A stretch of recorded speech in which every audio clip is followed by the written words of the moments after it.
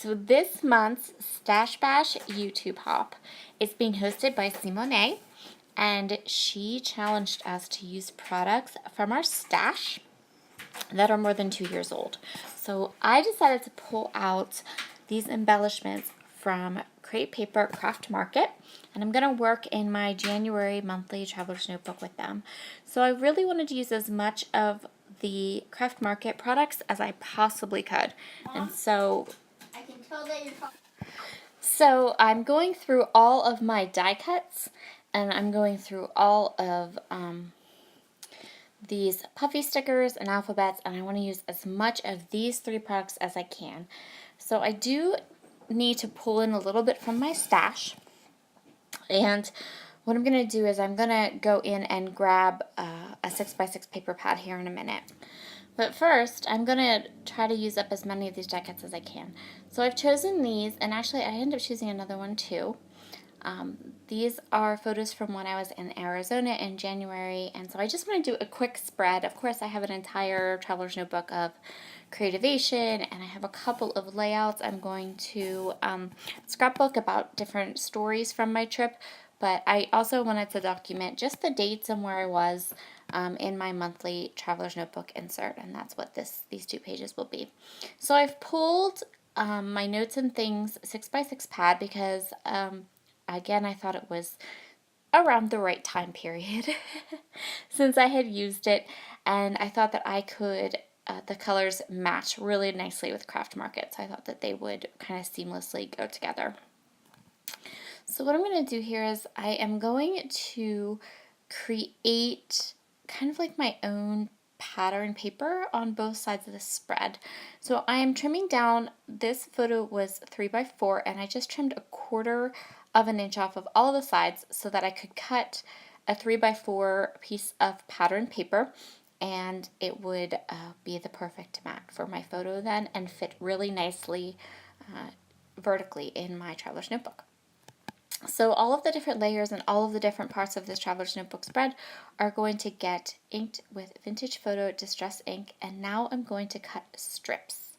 So I'm going to cut 2-inch strips. No, I think maybe 1.5 by 4 in strips from the large pattern papers, and then I'm also going to utilize the branding strips at the top because I know that most of those can just be covered up without a problem.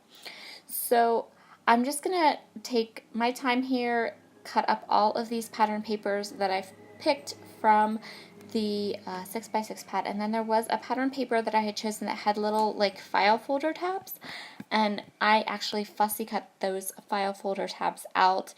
I chose 2 words that were on the tabs that I thought would work really well with my photographs, and I am just going to go ahead and add those 2. So now I'm taking each of these strips, and that's my nephew. I forgot he was in here.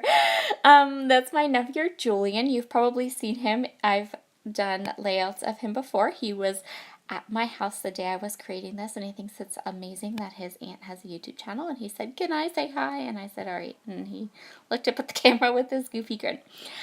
So I went ahead and I put Vintage Photo Distress ink on all of my strips, and then I just put them into a nice pattern down my page. And I'm just going to adhere them all and then trim the edges, and then we'll continue to create this layout. So because these patterns, I would not call them busy patterns by any stretch. I kind of picked very kind of muted ones, but I didn't want to add a ton of decoration because I do have all the pattern that's in the background. So I'm just adding the dates here, and I used this little tab that said January. That was part of my die cut collection from the Craft Market die cuts, and actually that was part of the reason I ended up pulling that out, this collection out, because I knew that it had monthly tabs, and I thought that would make it very easy for me to date my trip. So I'm adding glue because, chipboard stickers don't stick. I think I've said that like 1,000 times. Every time I use them on a layout, I'm like, and extra glue because they don't stick. And I'm going to end up using all of the last little bit of these puffy stickers. I was super excited to be able to like finish those up, get them out of my stash and onto a page. And so now I'm just going to recreate that die cut cluster I had designed at the beginning of the layout before I had put my strips of paper down. And now I'm going to go ahead and I fiddled with these letters a long time, so I just want them to say Arizona, and the letters were too wide. It wasn't going to fit all in one line. So I played around with a lot of different ways of spacing them in different spots all around the bottom part of this layout. So pro to having chipboard thickers that don't stick. You can, move them around and kind of make it exactly the way you want. And after kind of fidgeting with them for quite a while, I do end up with one. I end up putting it in the bottom. Well, you'll see in a second here, in the bottom right of this part of the layout. And I ended up splitting it into 3 different lines. That seemed to be the best way to get them split up. And I think that pretty much is it for this layout. I think I decided on this little ephemera piece. I'm going to cut it because it says Fun Time Express, and I thought that was kind of perfect. It worked in well, and there was like this little gappy spot at the bottom that I thought it really could use something there. So yeah, I'm going to tuck that one back in, and then I'm going to add the last 3 little triangles from the puffy sticker sheet onto the bottom of the layout.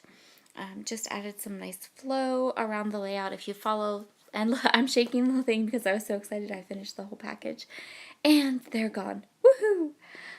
But that's going to complete this layout. Be sure to stick around and hop along and see all the other girls' videos. You can find all of their channel links below for your viewing pleasure and see what kind of goodies they have in their stash that's more than 2 years old. I'm just doing, a cleanup because this is what I do, and I forget my camera's on, so I start cleaning up stuff and putting stuff away, and I forget that my camera's on, and then I end up like with a ton of extra video at the end of my video, and most of the times I chop it out, and I'm not quite sure exactly why I didn't chop out the end of this, but anyway, real life. So here are some close-ups. Have a wonderful, wonderful Tuesday, and we will see you again next month for our brand new Stash Bash. Bye!